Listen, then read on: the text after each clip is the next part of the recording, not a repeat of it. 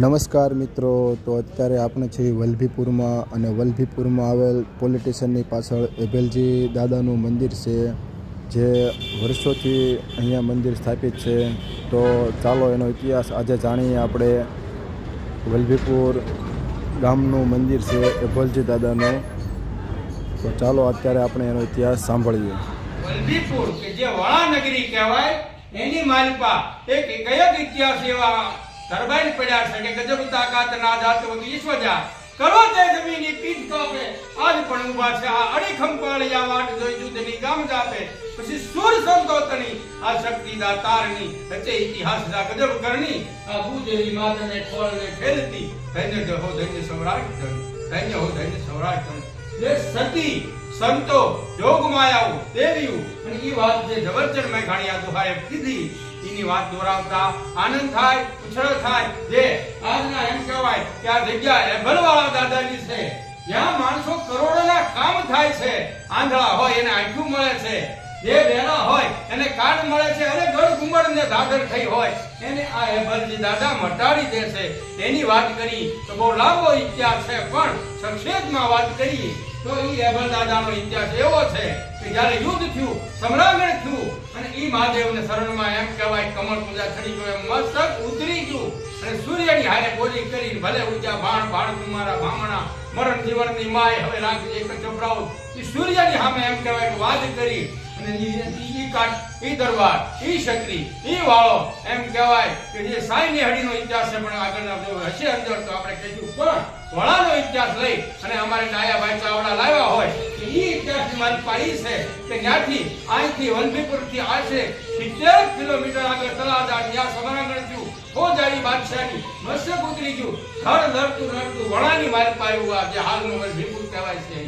અને સૂર્ય હારે મેં કીધું એમ રિવાજ છો કે હું જ્યાં સુધી અહીંયા તળાજે પાછો ન આવું ત્યાં સુધી દાદા તમે અમારા કુળમાં પૂંજાવશો અને સૂર્યવંશી સહી એટલે તમે અસ્ત ન ખાતા. અને એમ કહેવાય કે વલભીપુરની અંદર આવતા સૂર્ય અસ્ત થયા અને ઈ એભલજી વાળાનું મસ્તક છે ઈ ત્યાં તળાજા ઉતરી ગયું છું અને એનું ધડ અહીં વળા સુધી આવ્યું છું. ઈ ખામીના તમને દર્શન કરાવવા છે, એનો ઇતિહાસ છે અને એની એમ કહેવાય કરોડો માણસો એની સાક્ષી પૂરે છે. અને એની કોઈને સત્ય ઘટના જોઈ હોય તો સૌરાષ્ટ્રની રસધારની માલપાની ઇતિહાસ છે. અને આ રઘુરામ બાપુ અહીંના હાલના મહંત હાજર છે કે દાદાની સેવા પૂજા કરે છે.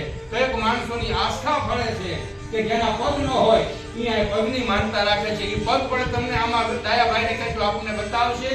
અને જે કાંઈ છે કે દાદાના મૂર્તિની ઉપર ખાંભીની ઉપર ચિહ્નો છે એ ચાંદીના ચડાવેલા એ એના ઉજળા ઇતિહાસની કીર્તિ સ્તંભ ગણે દેખાય છે. અને કેવી એ ઘણી એવી વસ્તુ છે કે જે અહીંયા હાલમાં હાજર છે કે જે માનતામાં આવી છે અને એના કંઈકના કામ થયા છે. એટલું વાત કહી અને જો ખરીને અંદર હશે તો આપણે આગળ ઇતિહાસ આપશું. પણ આ રીત વિશે અહીંયા એક વડીલ તરીકે જો અહીંયા વલભીપુરના ચાવડા ભગત અહીં બેઠા છે પણ અને આની સાક્ષી રૂપે ઈ સમય એવો હતો કે ત્યારે એને પ્રતિજ્ઞા કરી હતી કે અહીંયા એનું ધડ પડ્યું તો એમ સૂર્યનારાયણને કીધું તો કે હું હવે તમે મારી લાજ નથી રાખી, મારા કાર્યની મારી પાસે તમે પૂર્ણતા નથી આપી એટલે હું મોઢું તમને નહીં બતાવું.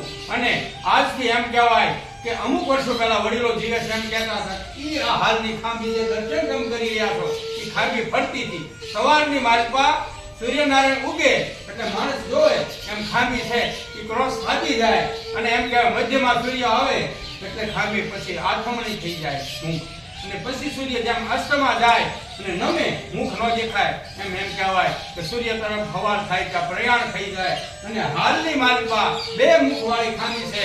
ડાયાભાઈ ચાવડાને વિનંતી કરી કે જે બે મુખ છે એ માણસોને દર્શન કરાવો. આ ઉજળો ઇતિહાસ આપણા ક્ષત્રિયોનો, સૌરાષ્ટ્રનો અને ગુજરાતની લોકવાયકાની માલપા જે સત્ય ઘટના છે એ બતાવો. આ દાદાના દર્શન કરવા એક મહત્વનું વાસ્તુ છે અને માણસો કઈકની માનતાઓ ફળી છે.